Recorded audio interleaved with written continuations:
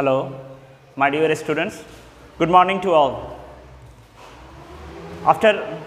Though you are facing a great pandemic situation, corona pandemic situation, but I do believe that all of you are fine by the grace of Almighty Allah, and I also do believe that you are very mindful to your studies. আজকে আমি তোমাদের সামনে যে বিষয়টি নিয়ে হাজির হয়েছে তোমাদের প্রিয় একটি বিষয় ইংরেজি দ্বিতীয় পত্র। ইংরেজি দ্বিতীয় পত্রের আজকের বিষয়টি আমাদের জন্য সেটি হচ্ছে চেঞ্জিং সেন্টেন্স। তোমাদের সিলেবাসের 5 নম্বর অংশে ট্রান্সফরমেশন অফ সেন্টেন্সে অথবা চেঞ্জিং সেন্টেন্স রূপে যেই প্রশ্নটি রয়েছে সেই প্রশ্নের আলোকে আমরা আজকে কিছু আলাপ করব। আজকে শুরুতে আমাদের জন্য simple sentence to complex sentence বিষয়টি আমরা আলাপ করব। সিম্পল টু কমপ্লেক্স, তো এখানে বেশ কিছু নিয়ম আছে, নিয়মগুলোকে আমরা ধারাবাহিকভাবে আলোচনা করব। আজকে ক্লাসে প্রথম কিছু বিষয় নিয়ে আমরা আলোচনা করছি। প্রথমটি হলো প্রেজেন্ট পার্টিসিপল যুক্ত সিম্পল সেন্টেন্সকে কমপ্লেক্স সেন্টেন্সে রূপান্তর। কিভাবে একটি প্রেজেন্ট পার্টিসিপল যুক্ত সিম্পল সেন্টেন্সকে কমপ্লেক্স সেন্টেন্সে রূপান্তর করা যায় সে বিষয়টি আমরা দেখব। আগে প্রথমে দেখি আমাদের প্রেজেন্ট পার্টিসিপল বিষয়টা কি। সবাই একটু খেয়াল করো, আমি লিখলাম ক্লোজ প্লাস আইএনজি, অর্থাৎ ভার্ব প্লাস আইএনজি যেটি কিনা অ্যাডজেক্টিভের কাজ করবে সেটিকে বলা হবে প্রেজেন্ট পার্টিসিপল। তো এটাকে করলে কি হয়? ক্লোজিং। এরকম আমরা আরও উদাহরণে আসতে পারি, যেমন দেখো come plus ING coming.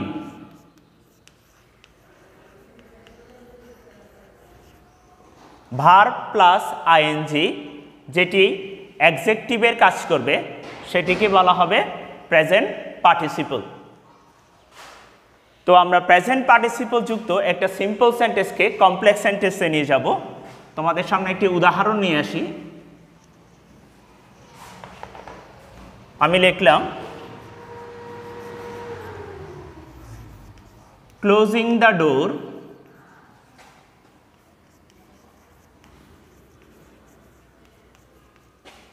He went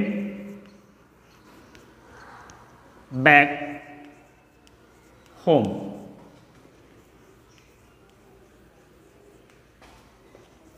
complex করতে হবে এটাকে। শিক্ষার্থীরা খেয়াল করো, closing the door he went back home, অর্থাৎ দরজাটি বন্ধ করে সে বাড়ি ফিরে গিয়েছিল। এই সেন্টেন্সটিকে, এই সিম্পল সেন্টেন্সটিকে কমপ্লেক্স সেন্টেন্সে রূপান্তর করতে হবে। তো আমার নিয়মে বলা আছে প্রেজেন্ট পার্টিসিপল ছাড়া, এই ভার্ব প্লাস আইএনজি যুক্ত অংশটি ছাড়া বাকি অংশটি যে টেন্সে আছে প্রেজেন্ট পার্টিসিপল যুক্ত অংশটিকেও সেই একই টেন্সে গঠন করতে হবে একই সাবজেক্ট দিয়ে। বিষয়টি কি একটু ব্যাখ্যা করি। এখানে দেখো এই ভার্ব নির্ধারণ করছি আমরা। ভার্বের ফর্মটা হচ্ছে ফার্স্ট ফর্মে গো, ওয়েন্ট, গন। ভার্ব 1, ভার্ব 2, ভার্ব 3, অর্থাৎ প্রেজেন্ট, পাস্ট, পাস্ট পার্টিসিপল। তো এখানে এই ভার্বটির রয়েছে ফার্স্ট ফর্মে, তো এই অংশটাকেও ফার্স্ট ফর্মে গঠন করতে হবে। তো এই অংশটাকে যদি আমরা ফার্স্ট ফর্মে গঠন করি এটা হয়ে যাবে ক্লোজড। নিয়মে আরও বলা আছে একই টেন্সে গঠন করতে হবে একই সাবজেক্ট দিয়ে। তো এখানে সাবজেক্টটা কি? হি। তো এখানেও একই সাবজেক্ট থাকবে। দুবাক্যের মাঝখানে একটি কমা বসবে। আরও একটি ব্যাপার এখানে কাজ করতে হবে, সেটা হচ্ছে এই বাক্যটি দ্বারা যদি কারণ বোঝায় তাহলে সিন্স অথবা এস বসবে, আর যদি সময় বোঝায় তাহলে হোয়েন বসবে। অর্থাৎ বাক্যের শুরুতে যদি কারণ বুঝায় তাহলে বাক্যের শুরুতে সিন্স অথবা এস বসবে, আর যদি সময় বুঝায় তাহলে হোয়েন বসবে। এখন দরজাটি বন্ধ করে সে বাড়ি ফিরে গিয়েছিল, অর্থাৎ যে সময়ে সে দরজা বন্ধ করেছিল সেই সময়টাতে সে বাড়ি ফিরে গিয়েছিল। তাহলে যেহেতু এখানে সময়ের ব্যাপার উল্লেখ আছে, তা আমরা শুরুতে বসাচ্ছি হোয়েন। কি বসালাম? হোয়েন। যদি কারণ বুঝাতো তাহলে আমরা তখন বলতাম সিন্স অথবা এস। এখন হোয়েন, একই সাবজেক্ট হি, আনসারটা দেখো তোমরা, হোয়েন হি, এটাকে ফার্স্ট ফর্মে নিয়ে গেলে যেহেতু প্রেজেন্ট পার্টিসিপল ছাড়া বাকি অংশটি যে টেন্সে আছে এটা ফার্স্ট ফর্মে আছে, ফার্স্ট টেন্সে, ফার্স্ট ইনডিফিনিটে, এটাকেও এখানে নিয়ে আসতে হবে। When he closed the door, বাকি দু বাক্যের মাঝখানে একটা কমা বসলো, তারপর লিখলাম he went back home. When he closed the door, he went back home. Simple সেন্টেন্সটাকে কমপ্লেক্স সেন্টেন্সে রূপান্তর করলাম।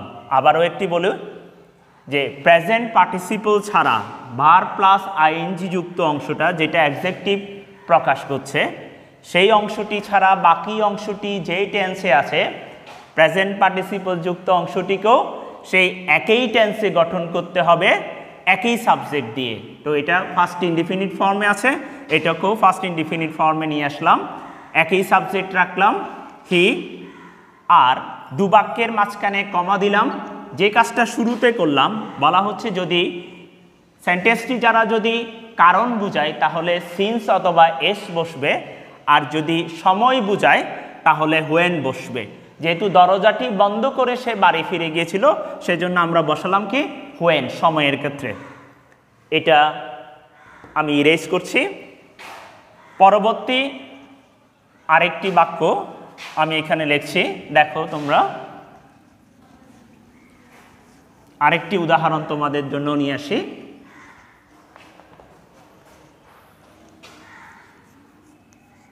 লিখলাম doing practice regularly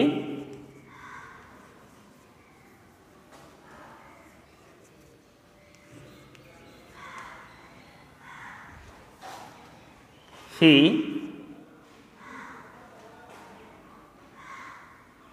did a splendid result. Splendid result. হ্যাঁ, লিখলাম কি doing practice regularly he did a splendid result. Complex করব এই সিম্পল সেন্টেন্সটিকে।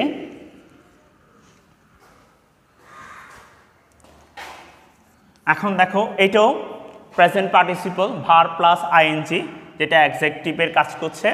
তা আমাকে বলা হচ্ছে এটাকে কমপ্লেক্স করার জন্য। এখানে but where is the difference between two sentences, দুটো বাক্যের মাঝে পার্থক্য কোথায়? এই সেন্টেন্সটি দ্বারা কারণ বোঝাচ্ছে, ভালো অনুশীলন করার কারণে সে একটি চমৎকার ফলাফল করেছিল। হি ডিড এ স্প্লেন্ডিড রেজাল্ট। এখন এটি যেহেতু ফার্স্ট ফর্মে আছে, এই প্রেজেন্ট পার্টিসিপল যুক্ত অংশটিকেও সেই ফার্স্ট ফর্মে গঠন করতে হবে একই সাবজেক্ট দিয়ে। তাহলে আমরা যদি একই সাবজেক্ট নিই তাহলে থাকবে হি, এটা যেহেতু ফার্স্ট ফর্মে আছে তাহলে এটাকে নিয়ে আসতে হবে ফার্স্ট ফর্মে। ডু এর ফার্স্ট ফর্মটা হচ্ছে ডিড। তাহলে এখন এই বাক্যটি দ্বারা কিন্তু কারণ বোঝাচ্ছে, ডুইং প্র্যাকটিস রেগুলারলি, নিয়মিত অনুশীলন করার কারণে। তাহলে যেহেতু কারণ বোঝাচ্ছে তাই আমরা হোয়েন ব্যবহার করছি না, শুরুতে ব্যবহার করছি সিন্স। তাহলে সিন্স একই সাবজেক্ট হি, এটার first form did. Since he did practice regularly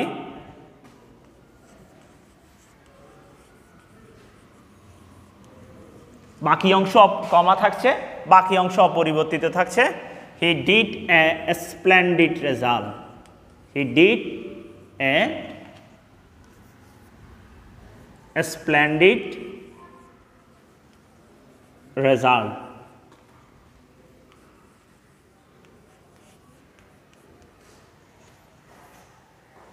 হয়ে গেল আমাদের কমপ্লেক্স সেন্টেন্সটি।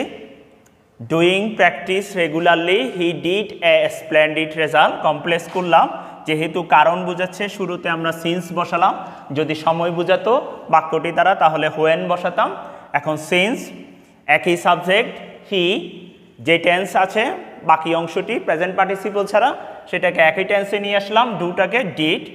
প্র্যাকটিস রেগুলারলি, দু বাক্যের মাঝখানে কমা বসালাম, he did a splendid result. আশা করি তোমরা বুঝতে পেরেছো। এবার তোমাদের জন্য একটু ছোট্ট করে HW দিই এই রুলের উপর, আমি তারপর অন্য রুলে যাব। দেখো, আশা করি তোমরা সবাই নিজেদের খাতা কলম নিয়ে বসে আছো। যে কথাটা আমি শুরুতে বলেছি কিনা জানি না, যেটা আমি বিশ্বাস করি তোমরা এখনো কিন্তু পড়াশোনার মধ্যেই আছো। I do believe that you are mindful in your studies. দেখো, আমি আরেকটা এক্সাম্পল তোমাদের জন্য HW হিসেবে দিচ্ছি। Coming in the darkness,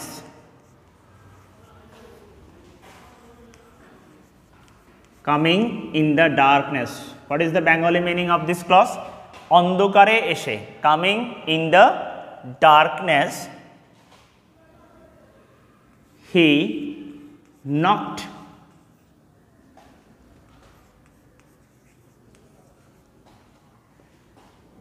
at the door.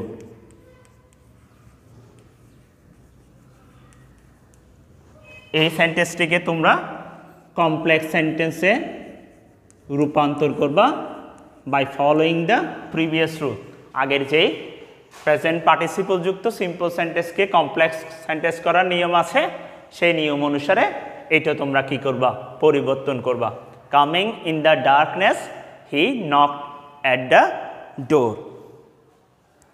তাহলে আমরা আশা করি সবাই তোমাদের সামনে যদি মূল্যায়ন পরীক্ষা হয় সেখানে তোমরা এই ধরনের সেন্টেন্স যদি থাকে, অর্থাৎ প্রেজেন্ট পার্টিসিপল যুক্ত সিম্পল সেন্টেন্সকে যদি কমপ্লেক্স সেন্টেন্সে রূপান্তর করতে বলা হয়, সেই সেন্টেন্সটাকে তোমরা সহজেই রূপান্তর করতে পারবা যথাযথ নিয়ম অনুসরণ করে।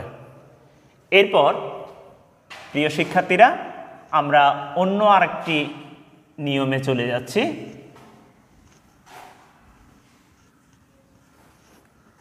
আশা করি তোমরা সবাই এটি লিখে নিয়েছো। Coming in the darkness, he knocked at the door. এটা তোমাদের জন্য বাড়ির কাজ থাকলো।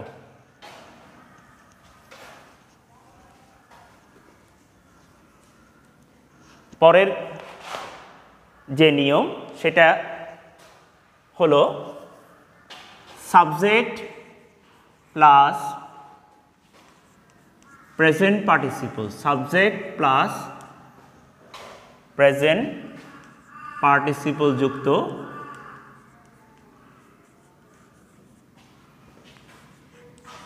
সিম্পল সেন্টেন্সকে কমপ্লেক্স সেন্টেন্সে রূপান্তর।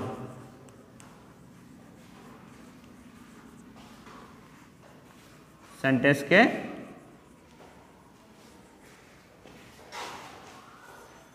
কমপ্লেক্স সেন্টেন্সে রূপান্তর।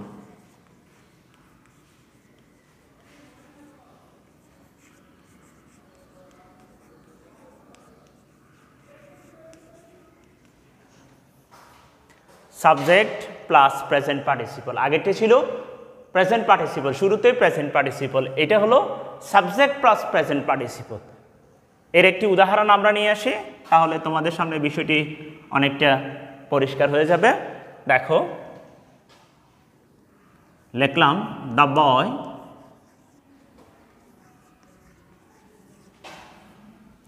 Playing in the field playing in the field is my cousin, is my, একটু নিচে করে রাখলাম তোমাদের জন্য, cousin, is my cousin. The boy playing in the field is my cousin. আগেরটা ছিল কি প্রেজেন্ট পার্টিসিপল যুক্ত সিম্পলকে কমপ্লেক্সে রূপান্তর, এবার হলো সাবজেক্ট প্লাস প্রেজেন্ট পার্টিসিপল যুক্ত সিম্পল সেন্টেন্সকে কমপ্লেক্স সেন্টেন্সকে আমরা রূপান্তর করছি। The boy subject, this one is subject, this one is present participle, that means verb plus ing which mean adjective. In the field is my cousin. এটিকে কিভাবে রূপান্তর করব? এটিকেও রূপান্তর করার জন্য যে নিয়মটা আমরা অনুসরণ করছি, নিয়মটা সময় সংক্ষিপ্ততার কারণে হয়তো আমি পুরো ব্ল্যাকবোর্ডে লিখে দিতে পারছি না, তোমরা একটু খেয়াল করো। প্রথমে সাবজেক্টটা বসাবো দ্য বয়, এরপর আমাদেরকে একটি রিলেটিভ প্রনাউন আনতে হবে। হু, হুইচ, দ্যাটকে মূলত রিলেটিভ প্রনাউন বলা হয়। এক্ষেত্রে সেন্টেন্সটি যদি ব্যক্তিবাচক হয় তাহলে আমরা হু ব্যবহার করব, আর যদি বস্তুবাচক অথবা বিষয় ঘটনা হয় তাহলে হুইচ অথবা ড্যাট করব। তাহলে দ্য বয় দ্বারা যেহেতু ব্যক্তি নির্দেশ করছে, so we are writing who, the boy who, then you have to put an auxiliary verb, is, the boy who is, subject, after that relative pronoun, subject plus present participle কে যদি তোমার simple sentence থেকে complex সেন্টেন্সে নিয়ে যেতে হয় তাহলে সেক্ষেত্রে present পার্টিসিপলের পূর্বে একটি রিলেটিভ প্রনাউন ব্যবহার করতে হবে according to the subject or person. তাহলে হু ব্যবহার করলাম, তারপর যেহেতু এই সেন্টেন্সটি প্রেজেন্ট ফর্মে আছে তাহলে অক্সিলারি ভার্ব ব্যবহার করলাম is, the boy who is, তারপর প্রেজেন্ট পার্টিসিপল থেকে বাকি অংশটি ইট উইল রিমেইন আনচেঞ্জ, এটি অপরিবর্তিত থাকবে। Who is playing in the field, in the field is my cousin. এই হচ্ছে নিয়মটি, subject plus present participle, subject the boy, present participle playing, in the field is my cousin. কী করলাম আমরা? সাবজেক্টে রাখলাম, প্রেজেন্ট পার্টিসিপলের পূর্বে একটা রিলেটিভ প্রনাউন বসাতে হবে কমপ্লেক্স সেন্টেন্সে রূপান্তর করতে গেলে। হু আমরা জানি কমপ্লেক্স সেন্টেন্সের সাইন, এটা নিয়ে আসলাম according to the subject and person, যেহেতু এটি ব্যক্তিবাচক সেহেতু হু ব্যবহার করলাম আমরা। তারপর টেন্স অনুসারে অক্সিলারি ভার্ব ব্যবহার করতে হবে, অক্সিলারি ভার্ব ব্যবহার করলাম টু বি ভার্ব রূপে ইজ, তারপর প্রেজেন্ট পার্টিসিপল থেকে বাকি অংশটি অপরিবর্তিত রেখেছি আমরা। The boy who is playing in the field is my cousin. বিষয়টি যদি তোমরা একটু বুঝতে পারো তাহলে তোমাদের জন্য আমি একটা SW দিয়ে রাখি, যেটা তোমরা বাড়িতে করার চেষ্টা করবা। যখন after pandemic situation, when your school will close, open, then you have to put it in front of me. তোমাকে আমাকে দেখাতে হবে কিভাবে কাজটি করেছো। দেখো, দ্য কিউট গার্ল, যেই মিষ্টি মেয়েটি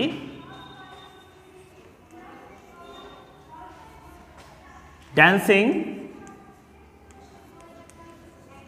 on the stage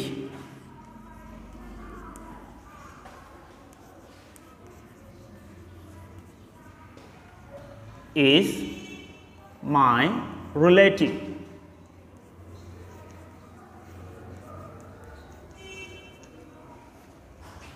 যে মিষ্টি মেয়েটি মঞ্চের উপর নৃত্য পরিবেশন করছে সে হচ্ছে আমার আত্মীয়। তো সাবজেক্ট প্লাস প্রেজেন্ট পার্টিসিপল যুক্ত এই সিম্পল সেন্টেন্সটাকে তোমরা কি করবা? কমপ্লেক্স সেন্টেন্সে রূপান্তর করবা। এর আগেও তোমাদের জন্য আমি একটি এক্সাম্পল দিয়েছি সর্বশেষ রুলটা নিয়ে। আমরা আসছি তোমাদের কাছে।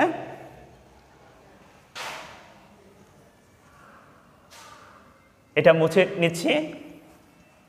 তোমরা খাতা কলম যেহেতু সামনে রেখেছো লিখে নাও। আমি আবার একটু মুখে বলি, the cute girl dancing on the stage is my relative.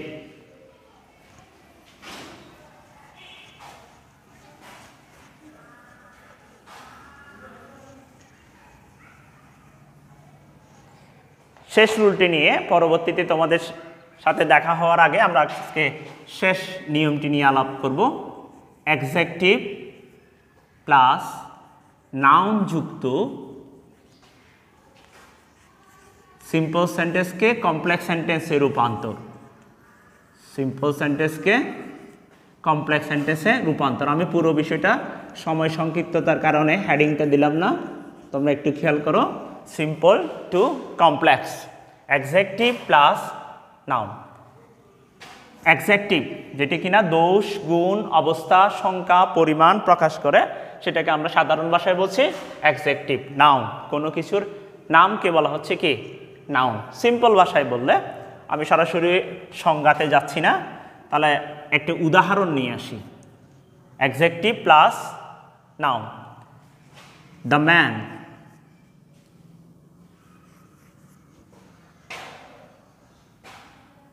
the brave man,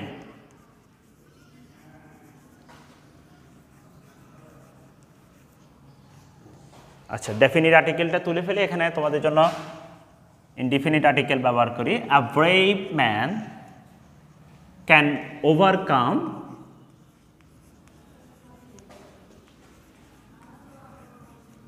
any situation, any situation.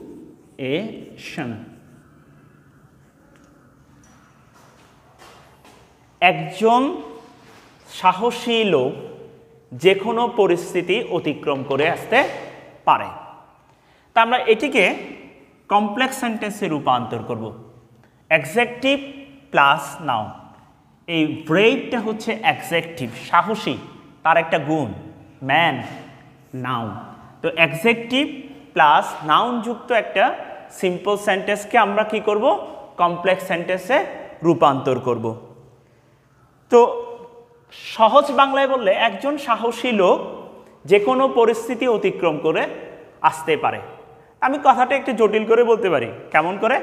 যেন অনেকে বললাম, গতকাল আমি একটি স্থানে বেড়াতে গিয়েছিলাম যেটি ছিল খুব সুন্দর। তা একজন আমাকে হঠাৎ করে প্রশ্ন করলো যে, স্যার আপনি এত জটিল করে কথা বলেন কেন? গতকাল আপনি একটা সুন্দর স্থানে বেড়াতে গিয়েছিলেন, সেটা বলতে পারেন না? তা আসলে এটাও অনেকটা এইরকম, যদি সহজ বাংলায় করি।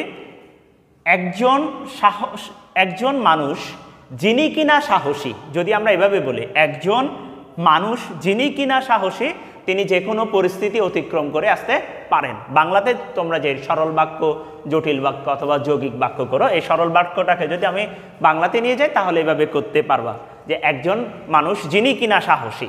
তো আমরা যে নিয়মটা এখানে অনুসরণ করব সেখানে হলো এভাবে, একটা আর্টিকেল লাগবে। সেই আর্টিকেলটা ডেফিনিট আর্টিকেল অথবা ইনডিফিনিট আর্টিকেল যে কোনো একটি বসাতে পারো। হ্যাঁ, তাহলে দা বসালাম, কিন্তু নির্ভর করবে এর পরবর্তী নাউনটা কিন্তু আর্টিকেলের পরে চলে আসবে। পরবর্তী নাউনটা কি? যে নাউনটা আমরা এখানে ব্যবহার করেছি সেটা হচ্ছে ম্যান। তাহলে এটা যদি ভাওয়েল হয় তাহলে you cannot put the or a, তখন you have to put a according to the rule. তাহলে এখানে আসছে প্রথমে হচ্ছে একটা আর্টিকেল ব্যবহার করব, আর্টিকেলটা আমরা ব্যবহার করেছি, তারপর প্রদত্ত নাউনটিকে নিয়ে আসতে হবে আর্টিকেলের পর, দ্য ম্যান। দ্য ম্যান, এরপর একটি রিলেটিভ প্রনাউন ব্যবহার করতে হবে। সেই রিলেটিভ প্রনাউনটা যেহেতু ব্যক্তি, তাহলে আমরা হু ব্যবহার করলাম, দ্য ম্যান হু। তারপর করতে হবে একটা auxiliary verb, the man who is. The man who is, ওই যে বাংলা বলেছিলাম একজন মানুষ যিনি কিনা, তারপর অ্যাডজেক্টিভটা নিয়ে আসো, the man who is brave. The man who is brave. তাহলে অ্যাডজেক্টিভ প্লাস নাউনটাকে যখন আমরা করছি কমপ্লেক্সে, তাহলে প্রথমে ডেফিনিট অথবা ইনডিফিনিট আর্টিকেল বসালাম, তারপর অ্যাডজেক্টিভের পর যে নাউনটি আছে সেই অ্যাডজেক্টিভের পর নাউনটিকে নিয়ে আসলাম ম্যান, তারপর একটি রিলেটিভ প্রনাউন বসালাম হু, তারপর is brave, can overcome any situation, can overcome any situation. একটা এক্সাম্পল দিয়ে তোমাদের আজকে ক্লাসটা আমি শেষ করছি। একটা HW নিয়ে নাও।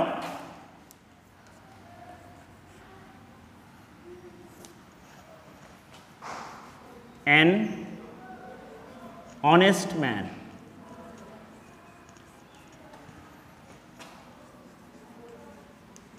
always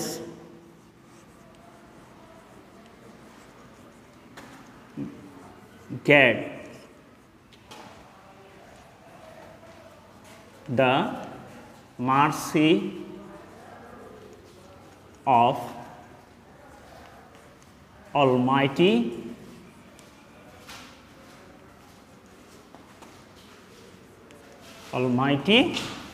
আল্লাহ। একজন সৎ লোক সব সময় মহান সৃষ্টিকর্তা আল্লাহ রাব্বুল আলামিনের কি লাভ করে? করুণা বা আনুগত্যতা লাভ করেন। তাহলে an honest man always gets the mercy of almighty Allah.